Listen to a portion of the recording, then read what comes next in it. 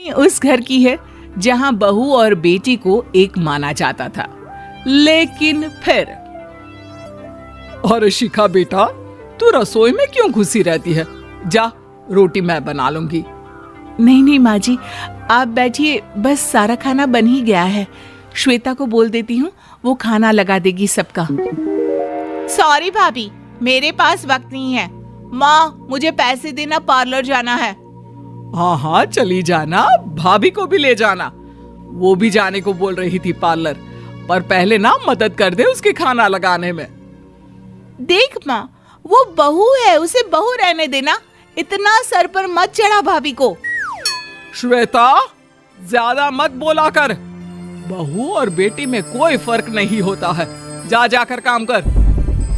ननद को माँ का भाभी से इस तरह प्यार करना बिल्कुल अच्छा नहीं लगता। वो बार बार किसी न किसी तरह माँ को भाभी के खिलाफ भड़काती रहती, लेकिन कोई फायदा ना होता।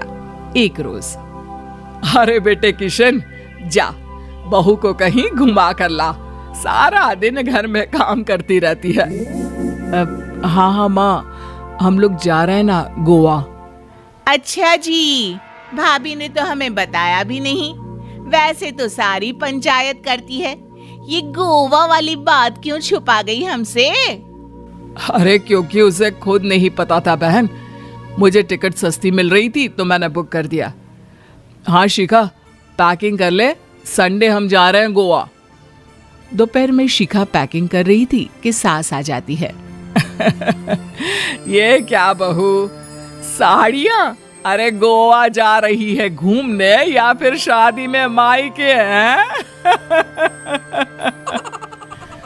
माँ जी, ऐसा कुछ है ही नहीं, समझ में नहीं आ रहा क्या रखूं कपड़े में। अरे तेरी और श्वेता की साइज तो एक ही है।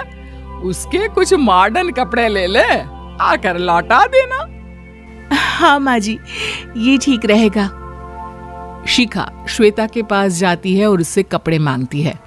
ना जी ना, मैं अपने कपड़े ना दूं।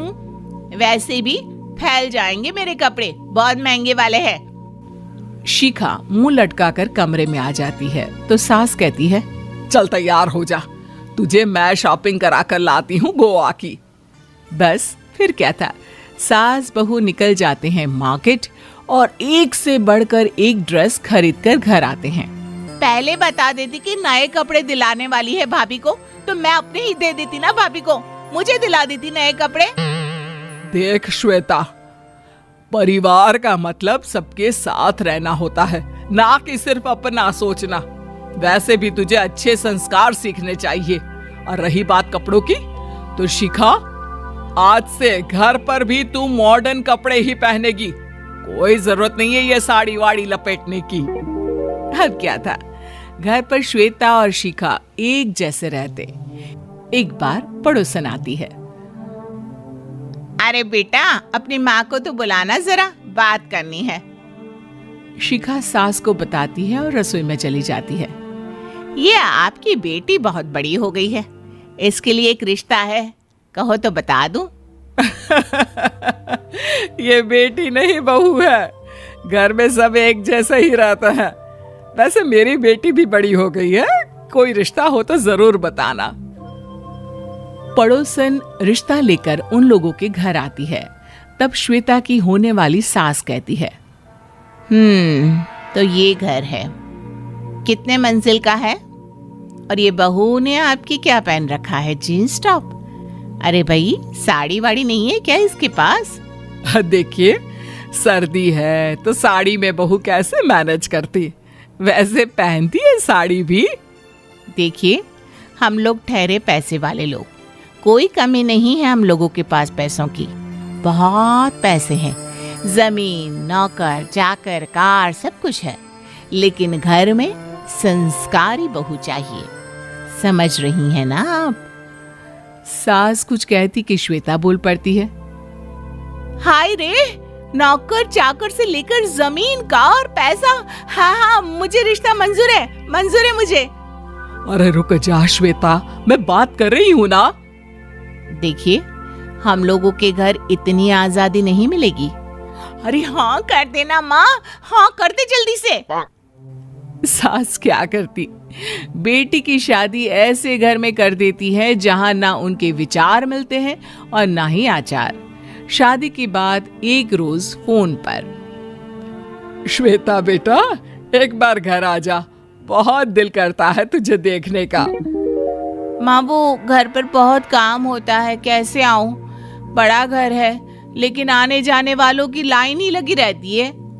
बेटा मैं तो जानती थी उस घर का हाल, लेकिन तू ही नहीं मान रही थी। माँ देख, हर घर का यही हाल है। तेरी बेटी को यहाँ घूंघट हटाने की परमिशन नहीं है और एक तरफ भाभी स्कर्ट पहनकर घूम रही है।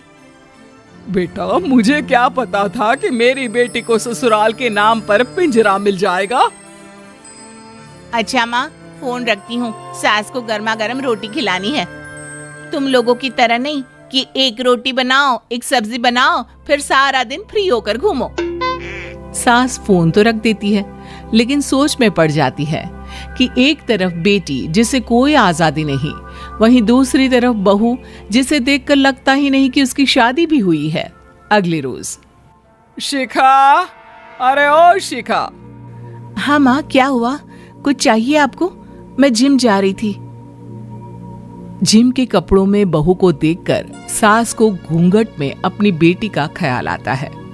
देख बहू, घर में बहू की तरह रहा कर, इतने टाइट कपड़े पहनकर जिम जाना पसंद नहीं मुझे। जा जाकर रोटी बना। रोटी? माँ अभी तो शाम की 6 बजे हैं, इस वक्त रोटी? अब क्या मेरे खाने पीने पर भी पहरा है? अरे जब मर्जी तब मैं अपने घर में खा भी नहीं सकती क्या? बहू को अजीब लगता है। वो समझ नहीं पाती कि जो सास कल तक इतनी सपोर्टिव थी, उन्हें अचानक से क्या हो गया।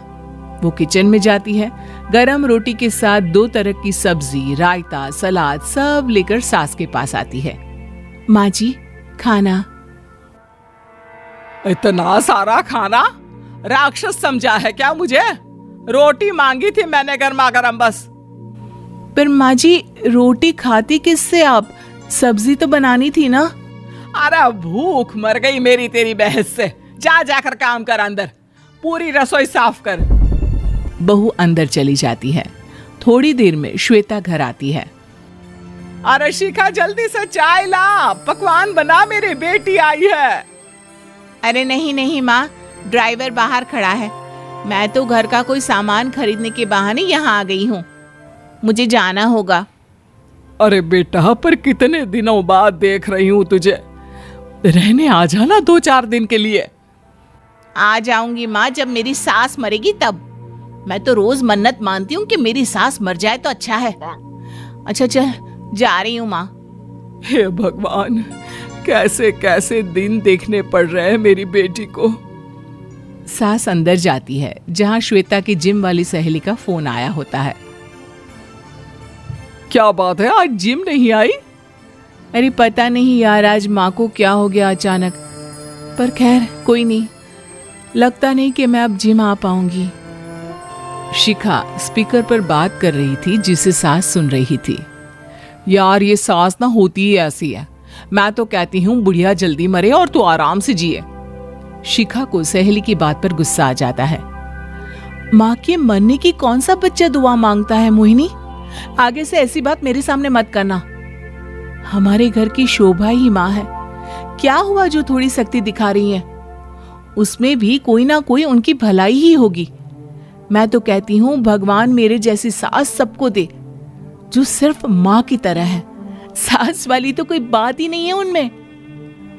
सास ये बात सुन रही थी। उनकी आंख में आंसू आ जाते हैं कि क्यों वो बेटी की किस्मत में बहू को भी भागीदार बना रही थी। शिखा, अरे ओ शिखा, क्या हो गया?